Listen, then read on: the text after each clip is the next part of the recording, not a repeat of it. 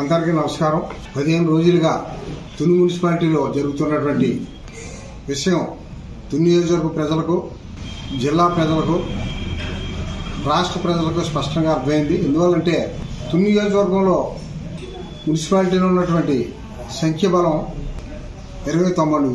వైఎస్ఆర్సీపీకి 17+1, తెలుగుదేశానికి 10+1. అయినప్పటికీ తెలుగుదేశం పార్టీ వారు బలం లేనప్పటికీ అధికార బలంతో ఎలక్షన్కి తయారవడం జరిగింది. ఈ విషయం అందరికీ తెలిసిన విషయం. మరి 4 సార్లు వాయిదాలు వేసినప్పుడు కూడా వైఎస్ఆర్ బలం 17+1 తగ్గలేదు. మరి యనమల రామకృష్ణ గారు ఎలక్షన్ అధికారులతోటి, పోలీసులతోటి మాట్లాడి నిన్న జరిగినటువంటి ఎలక్షన్కి నియోజకవర్గం ప్రజలందరినీ పిలిచి, నియోజకవర్గం తెలుగుదేశం పార్టీ కార్యకర్తలందరినీ పిలిపించుకుని దౌర్జన్యంగా వైఎస్ఆర్సీపీ కౌన్సిలర్ లాక్కుపోవడానికి ప్రయత్నించడం చెప్పడం జరిగిందంటే ఇది ప్రజాస్వామ్యాన్ని నేను అడుగుతున్నాను. మరి యనమల రామకృష్ణ గారు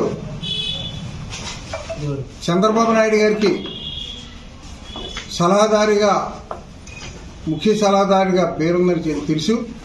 మరి ప్రజాస్వామ్యం గురించి మీ పక్కన ఉన్నటువంటి చోటా నాయకులతోటి నా మీద నీకు ప్రజాస్వామ్యం గురించి తెలుసా అని మీరు స్టేట్మెంట్ ఇప్పించారు. చాలా సంతోషమైన విషయం. ఎందువల్లంటే 10 మంది కౌన్సిలర్లతో మీరు తుని మున్సిపాలిటీ వైస్ చైర్మన్ నెగ్గాలని అనుకున్నారంటే రామకృష్ణ గారికి మీకు ప్రజాస్వామ్యం గురించి ఎంతవరకు తెలుసో దీన్ని బట్టి అర్థమవుతుంది. మరి మేము ప్రతిపక్షంలో ఉన్నాం, పోలీసులు మా మాట వినరు, అధికారులు మా మాట వినరు. మేము పిలుపునిచ్చాం, మా నాయకుడు దాడిశెట్టి రాజు గారు పిలుపునిచ్చారంటే సమంజసమైన విషయం. మీరు అధికారంలో ఉన్నారు, పోలీసులతో మాట్లాడారు, అధికారులతో మాట్లాడారు. మీ నియోజకవర్గంలో ఉన్నటువంటి తెలుగుదేశం పార్టీ కార్యకర్తలందరూ పిలిపించి కౌన్సిలర్లు లాక్కుపోయి ఎలక్షన్ జరిపిస్తారంటే ఈరోజు తుని నియోజకవర్గ ప్రజలకు అందరికీ స్పష్టంగా అర్థమవుతుంది. మరి ఇదే విధంగా మీరు గతంలో ఆంధ్రప్రదేశ్ స్పీకర్గా ఉన్నప్పుడు మరి ఇలాంటి లెక్కలు చూపించే ఎన్టీ రామారావు గారిని దింపేసి కళ్ళని నీళ్లు తెచ్చుకునేలా చేశారా?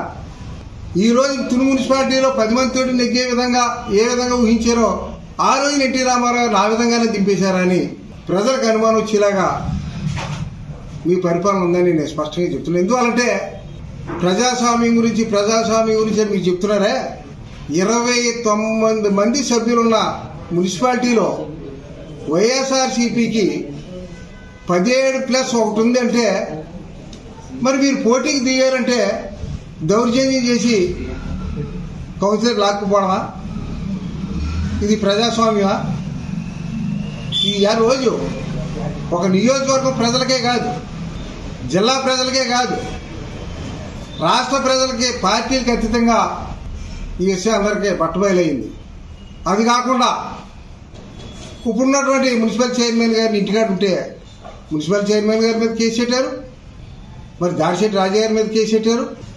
వాళ్ళ ఇంట్లో వాళ్ళు ఉంటే మరి కేసులు పెట్టి భయపెట్టి మున్సిపాలిటీని కైవసం చేసుకోవడం ప్రజాస్వామ్యం. ఈ రోజుకి 17+1 ఉన్నారు మాకు. రేపు మీరేదో మాయ చేసి తీసుకుపోవచ్చు, అధికారులు ఉన్నారు భయపెట్టి తీసుకుపోవచ్చు, దౌర్జన్యం చేసి తీసుకుపోవచ్చు. ఇంతమంది ప్రజానీకంలోనే మీరు దౌర్జన్యంగా కౌన్సిలర్ లాక్కుపోతున్నారంటే రేపు వాళ్ళ ఇంటికి వెళ్ళి డబ్బు ఇచ్చి మాయ చేయొచ్చు, భయపెట్టి తీసుకుపోవచ్చు, ఏదైనా చేయొచ్చు.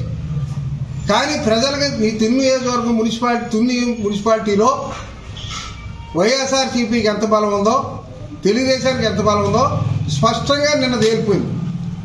4 వాయిదాలు వేయించినప్పుడు కూడా మీకు 11 మంది కంటే ఎక్కువ బలం లేదు.